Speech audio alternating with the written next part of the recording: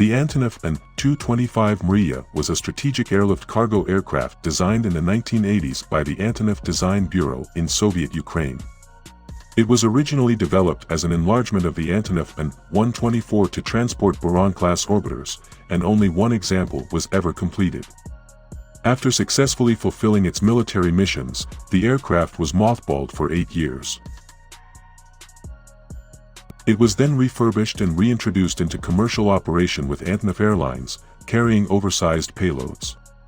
While a second airframe with a slightly different configuration was partially built, construction was halted more than once due to a lack of funding and interest.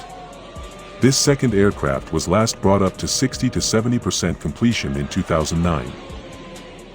As an oversized aircraft, the Antonov An-225 Mriya held multiple records, which included heaviest aircraft ever built, and largest wingspan of any aircraft in operational service.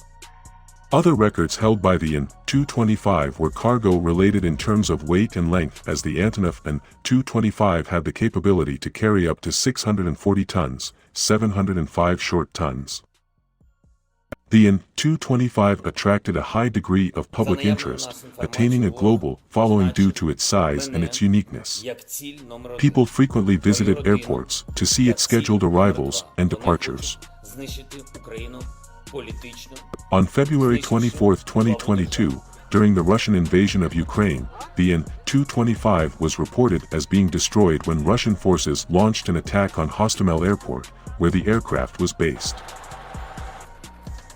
The Antonov An-225 was designed to airlift the Energia rocket's boosters and the Buran-class orbiters for the Soviet space program. It was developed as a replacement for the Myasishya VMT. The An-225's original mission and objectives are almost identical to that of the United States shuttle carrier aircraft. The lead designer of the An-225 and the An-124 was Viktor Tolmachev. The An-225 first flew on December 21, 1988. It was on static display at the Paris Air Show in 1989, and it flew during the public days at the Farnborough Air Show in 1990. 2 aircraft were ordered, but only one An-225 was finished. It could carry ultra-heavy and oversized freight weighing up to 250,000 kilograms, 550,000 pounds, internally, or 200,000 kilograms, 440,000 pounds, on the upper fuselage. Cargo on the upper fuselage can be 70 meters, 230 feet long. A second An-225 was partially built during the late 1980s for the Soviet space program. Following the collapse of the Soviet Union in 1991 and the cancellation of the Buran program, the lone operational An-225 was placed in storage in 1994. The 6 Ivchenko Progress engines were removed for use on An-124s, and the second uncompleted An-225 airframe was also stored. In the 1990s, a cargo liner bigger than the An-124 was clearly needed. The first An-225 was restored by 2001. By 2000, the need for additional An-225 capacity had become apparent, so the decision was made in September 2006 to complete the second An-225. That second airframe was scheduled for completion around 2008 but was subject to delays. By August 2009, the aircraft had not been completed and work had been abandoned. In May 2011, the Antonov CEO reportedly said that the completion of a second An-225 Mriya transport aircraft with a carrying capacity of 250 tons requires at least $300 million, but if the financing is provided, its completion could be achieved in 3 years.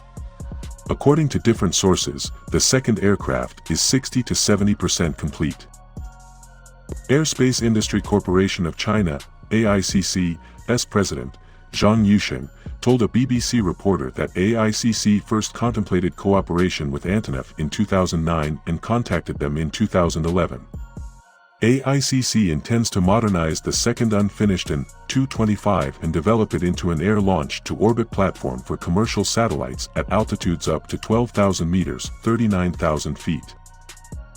The aviation media cast doubt on the production restart, indicating that due to the ongoing Russia-Ukraine conflict, needed parts from Russia are unavailable, although they could be made in China instead. That project did not move forward, but UK Aeroburan, the parent company of Antonov, continues to seek partners to finish the second airframe.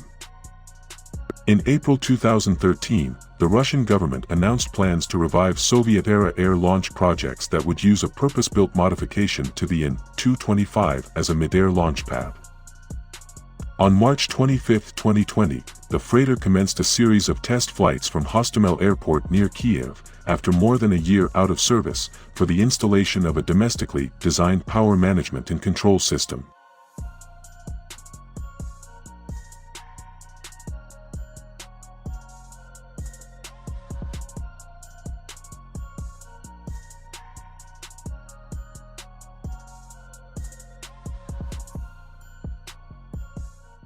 Putin is the aggressor. Putin chose this war, and now he and his country will bear the consequences. Today, I'm authorizing additional strong sanctions and new limitations on what can be exported to Russia. This is going to impose severe cost on the Russian economy, both immediately and over time. We have purposely designed these sanctions to maximize the long-term impact on Russia and to minimize the impact on the United States and our allies.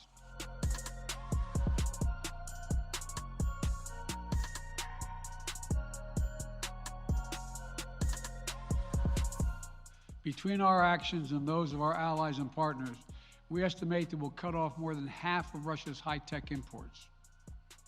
It'll strike a blow to their ability to continue to modernize their military.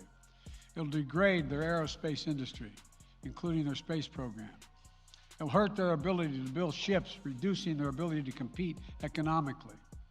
And it will be a major hit to Putin's long-term strategic ambitions. And we're preparing to do more.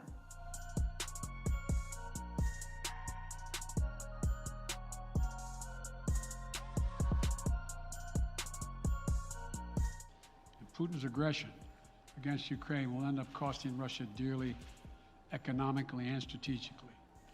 We will make sure of that.